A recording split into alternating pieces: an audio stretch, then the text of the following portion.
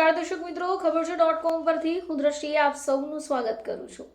દર્શક મિત્રો, 2026ની શરૂઆત થનાર છે ત્યારે આ લોકોને 2026નું જે વર્ષ છે એ ખૂબ શુભદાયી રહેવાનું છે. તો 2026 નવા વર્ષની શરૂઆતમાં 13 થી 19 જાન્યુઆરી દરમિયાન મકર રાશિમાં 5 ગ્રહો એક સાથે સંયોજન બનાવશે. જ્યોતિષ શાસ્ત્રમાં આજે દુર્લભ સંયોગ છે એને પંચગ્રહી યોગ કહેવામાં આવે છે.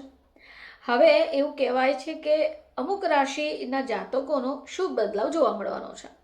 તો આવો જાણીએ કે એવી કઈ રાશિઓ છે જેને વિશેષ લાભ મળવાનો છે. તો દ્વિપંચક અનુસાર 13 થી 18 જાન્યુઆરી દરમિયાન અનેક ગ્રહો મકર રાશિમાં સ્થિત રહેશે. હવે 13 જાન્યુઆરીએ શુક્ર, 14 જાન્યુઆરીએ સૂર્ય, 16 જાન્યુઆરીએ મંગળ, 17 જાન્યુઆરીએ બુધ અને 19 જાન્યુઆરીએ ચંદ્ર મકર રાશિમાં પ્રવેશ કરશે.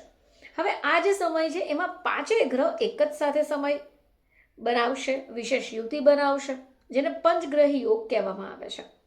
તો આવો જાણીએ કે વર્ષ 2026માં બનનારા આ પંચગ્રહી યોગથી કઈ રાશિઓને લાભ થવાની શક્યતાઓ છે. તો સૌથી પહેલા વાત કરીએ વૃષભ રાશિની.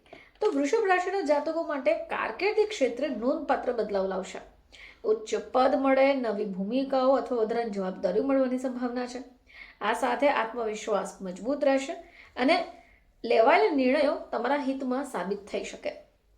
હવે એ સિવાય મિથુન રાશિ. તો મિથુન રાશિની આવક વધવાની તકો ઊભી થઈ શકે. વેપાર સાથે જોડાયેલા લોકોને નવા કરાર અથવા લાભદાયી સોદા મળવાની સંભાવના છે. લાંબા સમયથી અટકેલા રૂપિયા પાછા મળવાની શક્યતાઓ પણ રહેલી છે. ચલો વાત કરીએ કર્ક રાશિ. તો કર્ક રાશિના જાતકોની પ્રતિષ્ઠા અને માનમાં વધારા થવાની શક્યતા છે.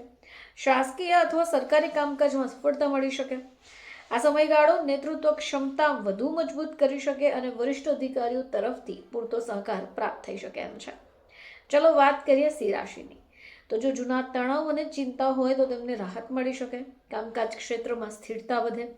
ઘરેલું મુદ્દાઓમાં સકારાત્મક સમાધાન થાય. આ સમયગાળામાં કરેલા રોકાણો લાભદાયી સાબિત થવાની સંભાવનાઓ પણ છે. એ સિવાય તુલા રાશિ. તો તુલા રાશિના જાતકો માટે મહેનતનું સાર્થક પરિણામનો સમય મળવાનો સમય આવી ગયો છે. નોકરી તેમજ વ્યવસાય બંને ક્ષેત્રમાં પ્રગતિના સંકેતો મળી શકે.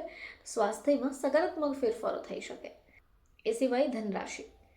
તો ધનરાશિના લોકો માટે પંચગ્રહી યોગ અનુકૂળ રહેશે. સકારાત્મક પરિણામોને આપશે. શિક્ષણ, પ્રવાસ, આધ્યાત્મિક કાર્ય સફળતા મળી શકે.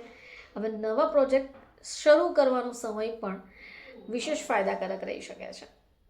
હવે વાત કરીએ મકર રાશિ. તો મકર રાશિના લોકો માટે આ સમયગાળો ખૂબ સારો રહેવાનો છે. પંચગ્રહી યોગની અસરથી વ્યવસાયિક જીવનમાં માન, સન્માન, સફળતા મળે અને પરિવારમાં ખુશી પણ રહેશે.